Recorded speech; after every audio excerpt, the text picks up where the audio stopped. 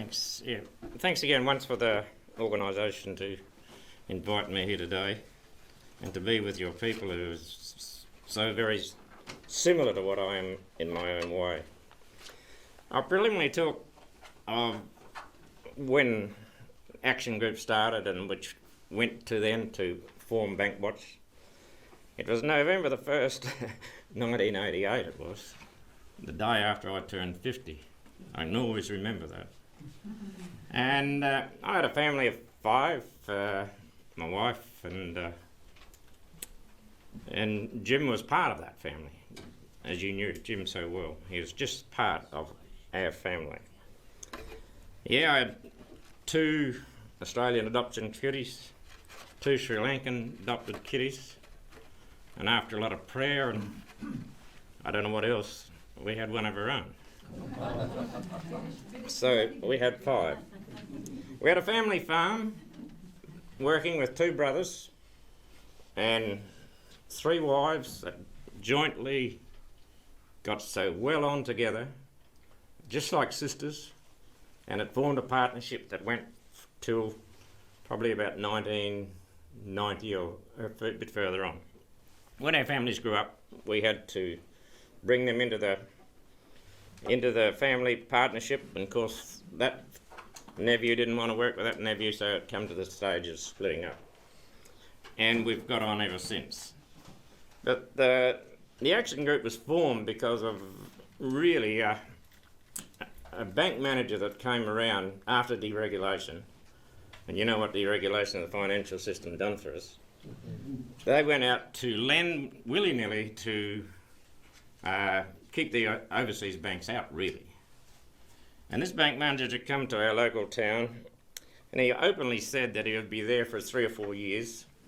He'd move on to the next place under about 15 people, and he'd finish up in Sydney. He made that quite known. Well, a lot of these families had sons. Well, all these really had sons. And what they all wanted to do is to buy a bit extra land, keep the family partnership, and go on happily as a family unit. Well, this chap come along and said, buy your neighbour out, you do the work, and I'll look after the finance.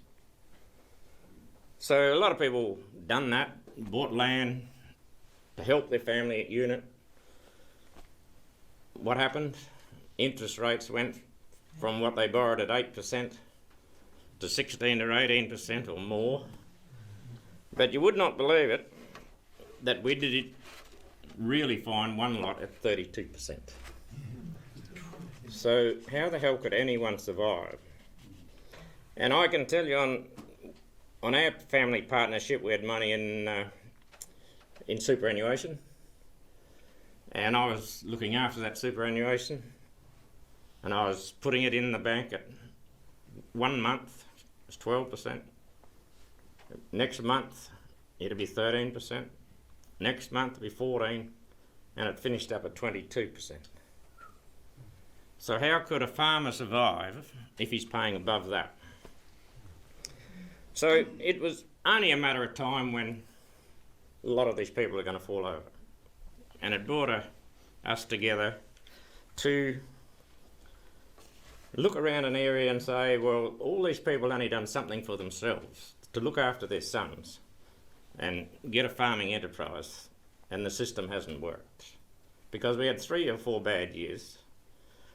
Interest rates went way up. Commodity prices went down. Unviable. And the government was saying here in South Australia that the 200 farmers were unviable and they'd have to go. Well, in our area there would have been 10, I don't know, just within 20 mile radius. So I just said to Jim one day, we just got to do something. So that's what we did. I brought about 30 families together, 30 farmers together that mainly wasn't in trouble. I didn't invite the people that I thought were in trouble, but I wanted to gauge from these other people, was it worthwhile fighting? And the message was clear, but the worst part about that was It was about 1 week before the forced sale. So I got tremendous support that night from all them with Jim, and we formed a group with 3 other people, Jim and I. I was chairman, Jim was secretary, and other 3 were members. So what's the first thing we had to do? We had to go to the media. We had to get our name out. We had to get support. So it didn't take much support. But the media were ringing and wanting this, what you're going to do. Well, we were just saying, we don't want any forced sales. We don't want anyone to leave unless they want to leave. We made that quite clear, that if a farmer wanted to stay, we'd support him. So that was our motto. So the media come to us, a big story over the papers, and we only had a week. So this sale come up. So we knew that, and the media knew that we'd be there. So the whole 5 of us lined up the front. Police are on the corners outside after a week. And we got a result that we wanted. No one interested. Sale cancelled. And that went on then to people started ringing me up. I've got the same problem. The banks are pushing me. A few other people were disgruntled because they wasn't invited to this meeting for a start, and also they're disgruntled because we were helping someone and we certainly wasn't helping them because they didn't have a need. You had to take that. So we fell foul of the farmers' organisations. That is naturally enough. They couldn't do the job we were doing because they had members that wanted both ways. They wanted to buy some, so they couldn't go. And so that went on, and we saved that, and other people then, and we had people coming to us from the same bank manager that had the same problems. So what we had to do is set up a mechanism how we could combat these banks. So what do we do from here? Well, the first action group was started in Cootamundra, I think it was, by a lady called Julie Warner. So I drove on the bus over there and had my first speeches, trying to settle down people and telling them what we were doing home. And that just went chaotic from then on. We went to the middle of our peninsulas with a lock. We went to the mid-north. We went to Narracourt. We went to Western Australia, Esperance, Perth, several times. Morawa, I'll tell you a bit more about them later on. Corder, I had a meeting in the main street of Corder. About 10 or 15 farmers as I was driving through to come home. Went to Merredin and met a engineering works that was in trouble. And we saved him. And he's since told me that he'll never be in debt again. He'll never employ people to get into debt, because once you're there, you're under bank's control. He was dead right.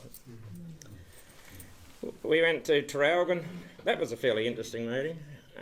The Union Movement of Victoria, someone rang me up, wanted to speak at this union rally at Traralgon. I drove on the bus, come on the bus overnight from my place to here. It used to be a night service then. Got a plane to Melbourne. Met by this union person I'd never ever seen in my life. Went out to Traralgon, addressed the meeting with all the Labor people out there to save the meatworks who was closing down because of banks, and all these people were going to lose their jobs. So I got back to Tullamarine about 5 o'clock at night, flew home to Adelaide, caught the bus home that night and was home next morning. We'd done that several times. We went to Queensland several times. Jeremy Lee, which you know so well, invited us to speak up there to the cane growers and So I flew to Brisbane, then flew to Bundaberg, meeting that night at least 400 people. On to Mackay, another 400 people. And then to Townsville, about the same. And then we turned around and come back to Nambour for a few less, and then come home again. But it wasn't long after that, we were back in Toowoomba. People invited us there.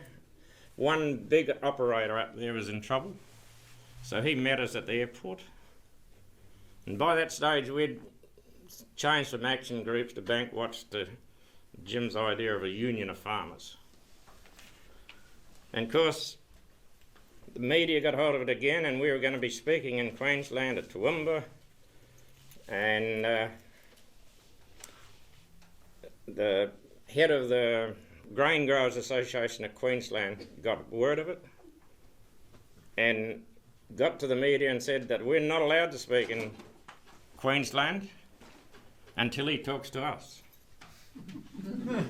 Oh, I said, that's happy. So we finished up at Toowoomba, and 7 o'clock at night this chap turned up, and I was in this place that was arranged for us. I just forget the name of the chap, but he said, do you want me in on the meeting, Bill? And I said, yes, I do need you in the meeting. I had another chap with me who'd done work too, helping us. And he said, why is that? I said, because if this fella gets out of hand, you can put him out. And we hadn't been going a few minutes, and I said, well, what can I do for you? And he said, well, I don't like you people down there. I've been talking to the farmers' organisations in South Australia, and you've got no credibility. Oh, I said, that's good. Who told you? He said, I'm not going to tell you. I said, well, the door's right over there. I said, David, put him out. No, I don't want that. I don't want that. So he sat down and wanted to know what we're doing, and we talked about it. And you know who that bloke was? Ian McFarlane. Now there's a senator in the coalition. Every time I hear that squeaky voice, I said, well, I nearly put him out of a meeting. Anyway, next day we had the meeting. His minder turned up, who was with him that night, and bought every book we had. We had Paul McLean's Bankers and Bastards and all them books that were out in them times. Bank Watch. And he was very impressed. And we went on to a place called... I lost that always, little name it was. Had a meeting there. Went on to Charleville, had a meeting there. Come back to Brisbane, flew home. So that's a lot of the places we've been, and I guess someone learnt something out of it. Especially the action groups in them areas got the will to fight. We'll do this to save people. And you had to install them into that to get down, get a few people together to save anyone that wants to be saved. Well, in our local area, there was nothing just to go out in 1988 to find people in $1 million in debt. A local chap was there, and we never really got into looking closely at what the banks had done. But we did in that case, and we know that they nearly doubled his debt. And he wouldn't have known. I went to another place, and I had to explain to them, you know, that we can help you, we can do this. And by that time, we had arranged something that we called white nights. It's a term that the banks would be in, this chap would be in debt to $1 million. It may have been up to that figure. And this white knight would come in, which is be a friend, could be a family friend, could be me, which I've done one. And we'd buy that place back for $100,000. So they had a debt on figures of $900,000, say.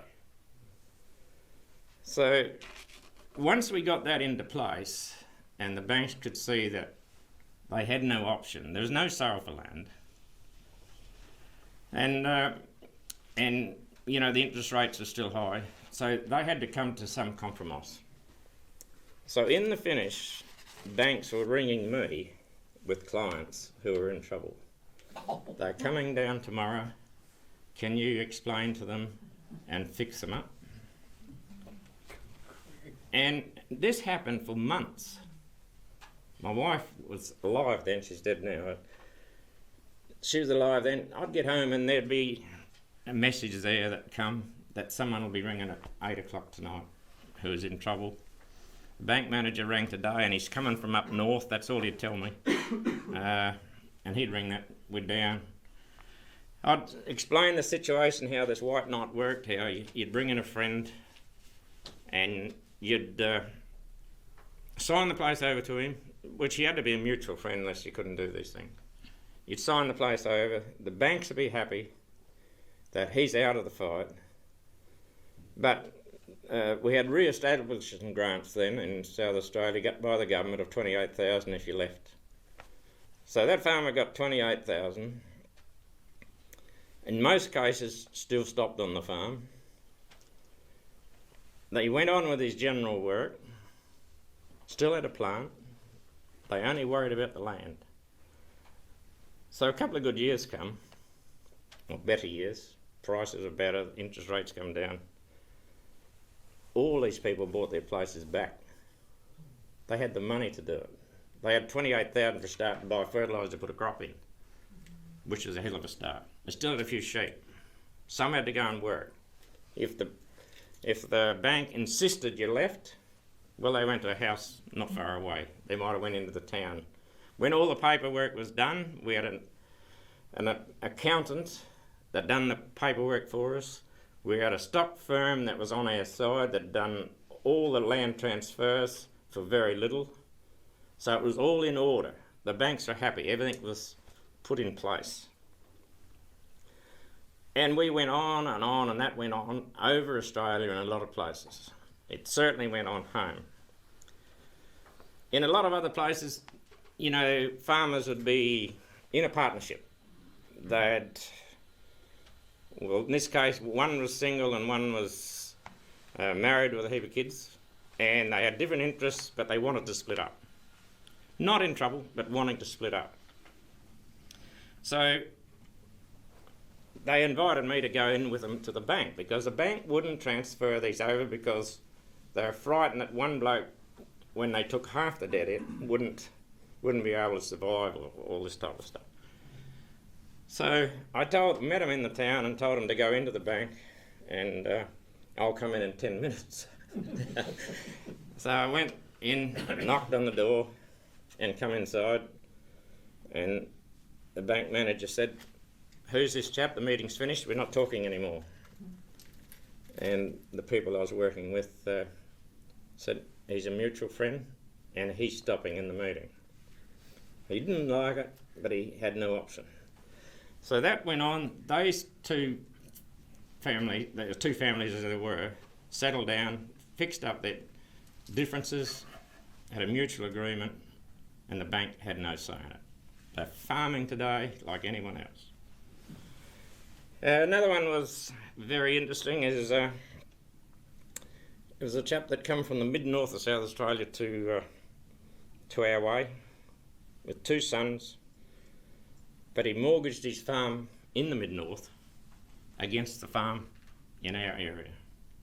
Bad years, no commodity prices low, interest rates extreme. So I went to see the two lads on a Saturday during footy, actually it was, and give them the story, and I said, the best thing we can do here is go to the mid-north district and we'll talk to your dad, talk to an accountant, not your accountant. So we flew over, Pat Crane and Jim's brother and I flew over, landed, had the meeting, had a action group meeting locally, and flew back again, had it all organised. The next day, the rural councillor, who was paid by the government, rang me up in a real flurry. He said, "You've just upset every good work I've done. I had re-establishment grant for them two lads. I had the father to retire to go into town, and everything is organised." And I said, "Did you ever ask them, did they want to leave the land?" No, I just give them what they had to do. And I said, "Well, they don't want to leave the land." "Oh, hell," he said, "that's different." So what can I do to help you? And I said, "You're wasting your time. You can't help me." They sold that land there, and one lad is still farming over there. The other lad went back to help the dad, but the bank was still coming at them. We'd formed this action group there, so they rang me from there and said, "We think the bank manager's coming from Adelaide to put pressure on them today." I said, "Well, get your group together and stand firm out there." Well, what this lady did, it was harvest time. She went along the line of the trucks that were lined up at the silo, ready to put grain in, told them the story that the bank was coming to get this people today. They locked their trucks and out to the farm. Bank manager never turned up. They're still farming today. Another one was a local chap who's there was two brothers in partnership again, and one brother died very young at 30. The other brother run the whole partnership to help that lady and her two kids for up to 10 years, or a long time anyway. The dad of that had gone to over this way and bought a little bit of land and run a few horses, but it come to the stage that it had to be a split up. Of course there was wrangling, and of course it was lawyers. So they got on to me and said, "Can you help?" And I said, "Yes, I can help." And they had this lawyer that I'd known, and I had another lawyer that the lady had that I hadn't known. So I rang the first lawyer I knew and I said, "I'm intervening on behalf of this family." I said, "You've been at it for 15 to 18 months, writing a letter from there and back to the other one, back to the other one, and the stalemate is still there." And he said, "What do you think you can do?" I said, "Well, the best thing I can do is sack you for a start." And he said, "I couldn't think of anything better." But I went to rang this other lawyer and said I wanted a meeting at 4 o'clock. "I can't talk to you without permission from that good lady friend that's my client." I said, "I'll have that for you in 10 minutes. Rang her, she rang there it was. So I turned up at 4 o'clock, the smart little place not far down here in South Terrace it was. And his family were there. He's about 26, dressed up to the T, a lot better than I am even today. Photos of his kids there, and he said, "What can I do for you?" And I said, "I'm going to fix this problem between these two farmers." I said, "You've had 15 months and getting nowhere." He said, "What can you do that I can't do?" And I said, "I'll guarantee you one thing, it'll be fixed in 6 weeks. He said, "No hope." Well, he said, "Well, what are you going to do?" I said, "The first thing I'm going to do is sack you." Well, I reckon he lifted himself 6 inches off the seat and fell back and didn't know what the hell to say. Anyway, I went on and told him I'll be bringing them together. There'll be no animosity. It'll be one wanting this bit, another one wanting this bit. We'll bring it all together. Sheep will be split here. And so I walked out, and he started following me out to the door, and he said, "Can I help you any further?" And I said, "No, you can't help me at all, mate." And I started calling him mate. Well, he didn't like that for a start. But it was simple. It was only common sense that someone was talking to you tonight. You know, it's so simple. There's another one that whose son is a AFL footballer today. Come from South Australia, got into trouble. He rang me and I said, "Where's your bank account now?" And he said, "It's an ANZ Melbourne." And I said, "Well, hell, you're in trouble. They've been taking it away from South Australia." So they take it away from the local bloke to unknown. I believe he's still farming, but I'm not real sure. But he had a motto: if I go, he said, someone will go with me. And I thought, hell, what am I in for here? But his motto wasn't too bad, because he was wanting to fight. And I only hope for his sake that he's got on all right. We had reports from the Kimberleys in Western Australia how Bank Watch saved them. Never met them, never seen them, probably read the book, but so happy that they got settled down. It finished up, then there was this white knight business. Or did the banks lose? You'd borrow 100,000 at 8%, then after several years it was up to 20%. So they made a lot of money in that time. Debt could have been up to around 500,000, and we sell the place for 100,000. The bank's got 400,000 of losses. They didn't lose a thing. They made money out of what we were doing. We made them well aware of that. They wouldn't believe it, of course. But, that was going on, and they had tax write-offs, and as soon as the high risk came, the interest went right with it, They started at 8, they went 16, up 20. It just compounded, and there was no mercy in that. The only problem out of the whole show was the second mortgager. He had no hope. And a lot of that time was the Commonwealth Development Bank. And so they were pretty interested in what we were doing. And I remember Jim and I going into the Commonwealth Development Bank here in Adelaide, wanting to talk to a chap called Peter Fraser, who was head of it at that time. He was very much on side, but he knew his money was gone. And I walked up to the desk and I said, "Could we talk to Peter Fraser, please?" And the girl said, "I'm sorry, but he's in a meeting today and he won't be out till after 5 o'clock tonight. And this is about 4. And she said, "Could I tell him who called?" And I said, "Yeah, Bill Carey and Jim Cronin." Well, we started walking away, and out behind one of them red desks comes another lady. She said, "Who did you say you were?" And I told him again. She said, "Just a minute." Went into where Peter Fraser was with the General Manager of Australia, and we had a good hour and a half with them. I'm telling them what we're doing, and they were totally on side.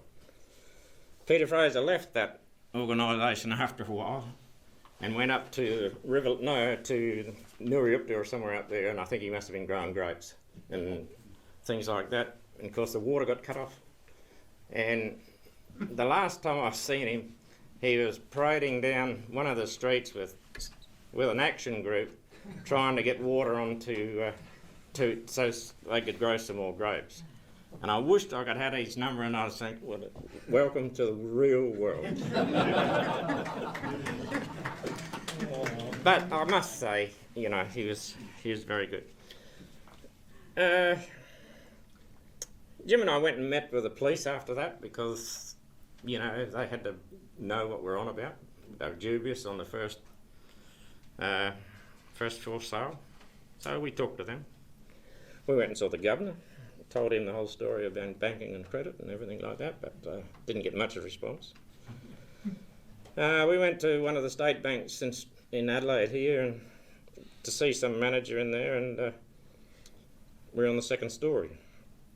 And Jim said to this chap, he said, "I'm glad we're only on the second story." And his bank manager said, "Well, why is that?" And Jim said, "Well, if you chuck us out, we'll still survive."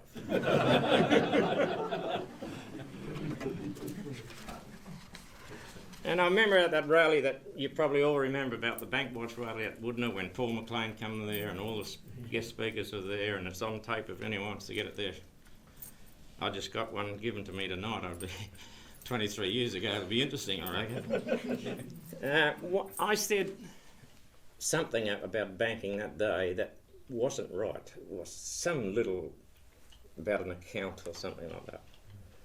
And up from the back of it come a note through my sister-in-law up to me, and had this all written out that I said this wrong thing. Would I correct it? And I thought it was pretty trivial, so I just left it. I said, no, I'm not going to worry about that. We're having a cup of tea the next morning at my brother's place, and the 3 wives and the 3 brothers were there, and the phone rings. And it was this banker, head of the State Bank, Lincoln. And he said, I want you to tell you that you said something wrong yesterday. And I said, oh, did I? I knew what it was. He said, I want you to correct it in the media because it's wrong. Will you do that? I said, oh, yeah, perhaps I'll do that. I said, I'll tell you first, I'll do that if you will put in the media your banking practices against farmers of today. How you've raised interest rates higher than everything else. And he said, I can't do that. I said, oh, sorry, I won't do it either. But just them silly things that comes in. I think that sort of finishes Bank Watch, and I don't know how I'm going, but it goes. Betty wanted me to talk about farming of today, which some of you'd be farmers. About 3 or 4 minutes. Sorry? About 3 or 4 minutes. 3 or 4 minutes, oh well. Farming of today. If I can read you some good stuff here later on, which I'll finish on. Is there a future in farming? There is. But we'll have to do it differently than what we're doing now. In marginal country, we can't continue a crop, we can't wreck the land. We've got to get back to basics. And that's the only way we can do it, is to expand. You've got to get bigger or get out, as they tell you. Well, we don't want to do it, but we have to. The manpower is not there now because of the mines. They're getting so much money up there that our local people, you cannot get good staff to help you if you get too big. Of course, we lost the single desk. 80% of farmers didn't want it to go, and it went. George Bush told John Howard they couldn't compete with it, so they got into the shareholders and it's gone. Cooperative bulk handling is gone. Do you think it could come back? And I said, yes, I think it could, if we had an organisation that wanted to. Each farmer could pay $5 a tonne. We get 25 million tonne a year across Australia. We'd have 125 million the first year in Kitty. After 10 years, we'd have heaps of money in there that could work the first payment. We could sell our own wheat again. We could control ourselves, but someone has to do it, against all elements. The Iraq scandal. If you didn't do that in Iraq, well, you never sold wheat. But it was just a scandal that they could bring out to get rid of the single desk. It's no different than live cattle export as of today. Just a scandal. Someone started it. Yes, it was wrong. Of course it was wrong. But it went on for centuries, and that's the way those people did it. So why do we have to change it? We don't know doing what they're doing, and hopefully they'll get it better.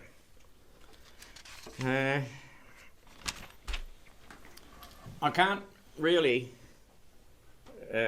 remember a time when people are going out of grain production back into the sheep or cattle, mainly to sheep. Sheep prices are good, wool prices are good, everything's good in the sheep industry.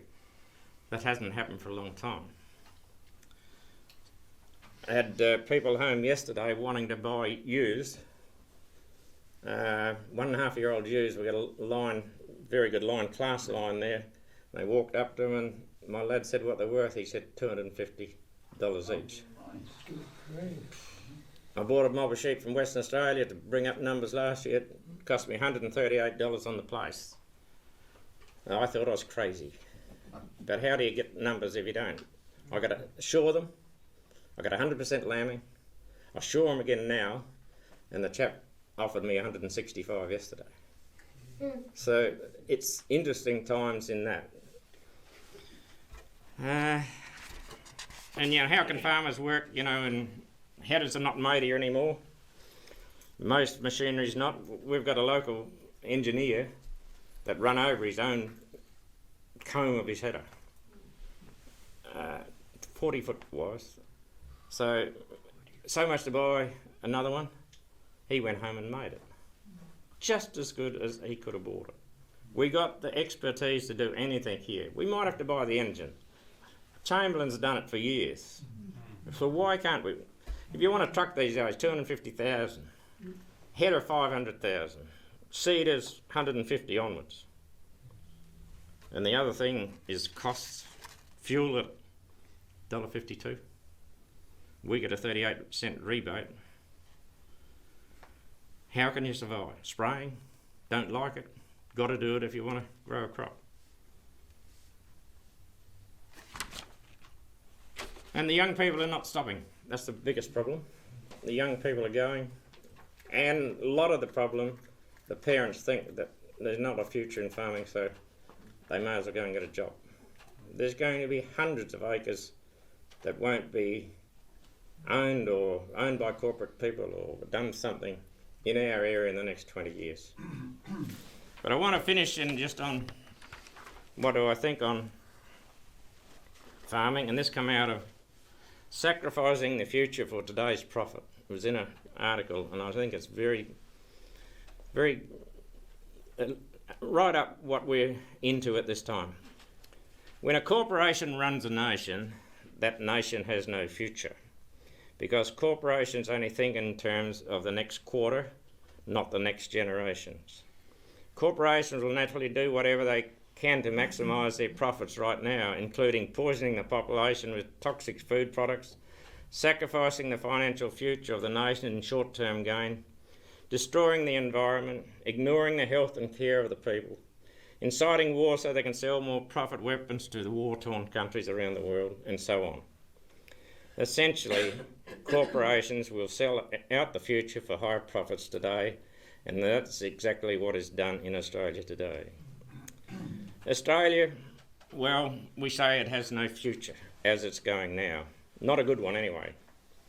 I give the nation anywhere between 5 and 25 years before it self-destructs under the mountain of debt, disease and corruption.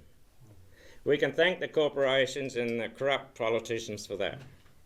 They've thrown away the dream of a nation that once great and could actually be great again, if not for greed. The message to all Australian citizens is to prepare yourself now for what's coming, and exactly what people are doing here today.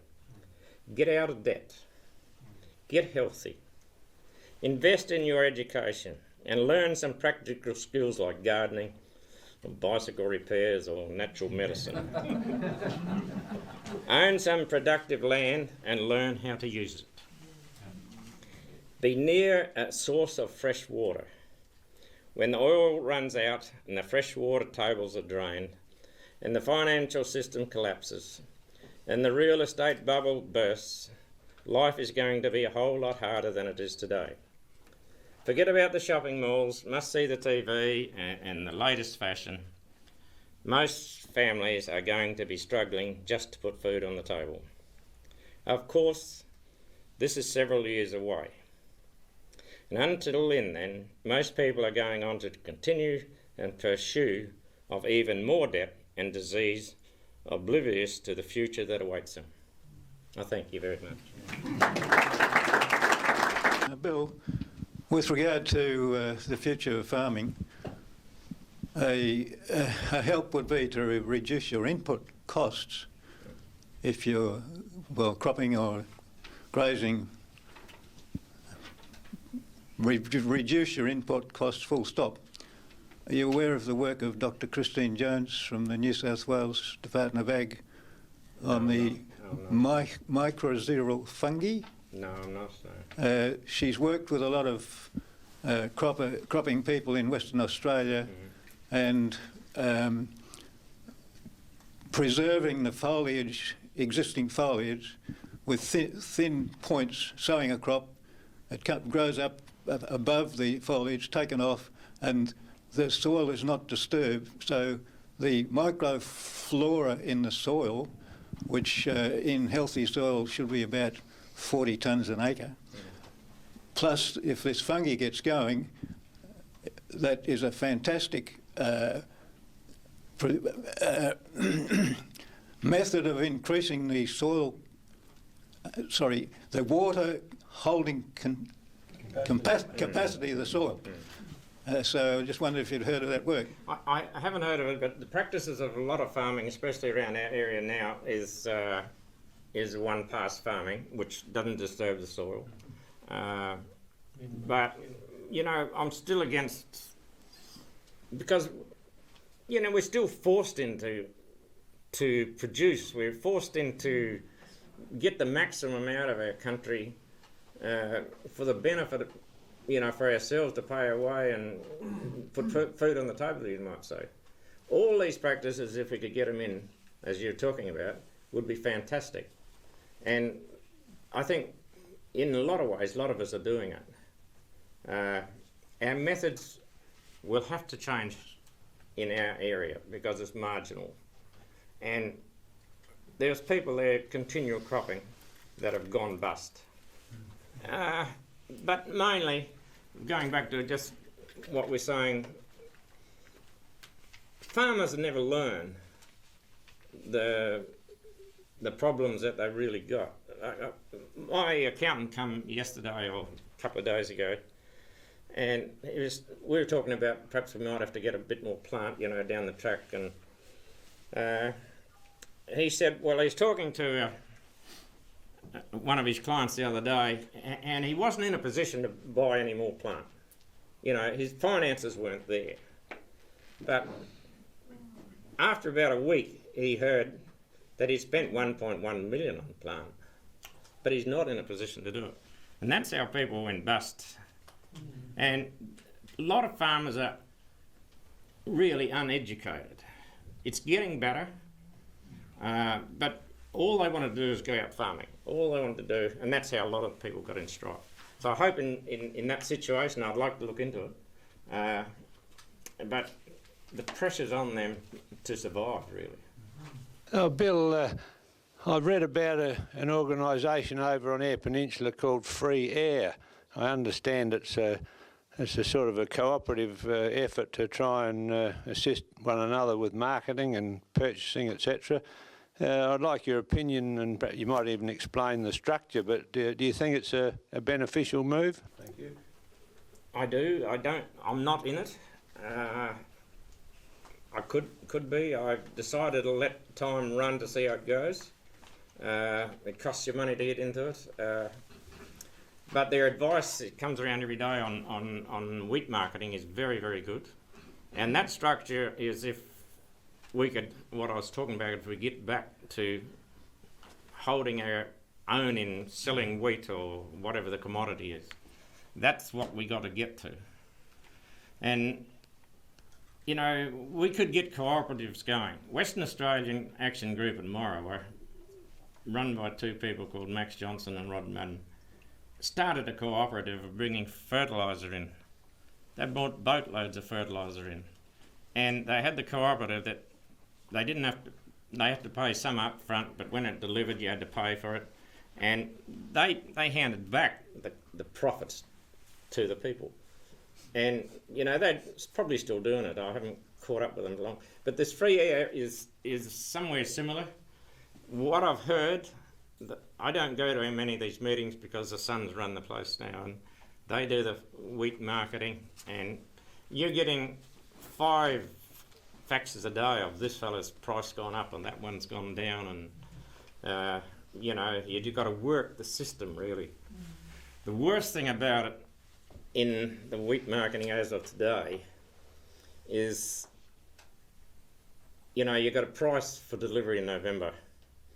So, and it's $300 a tonne, and it's only showing $270 now.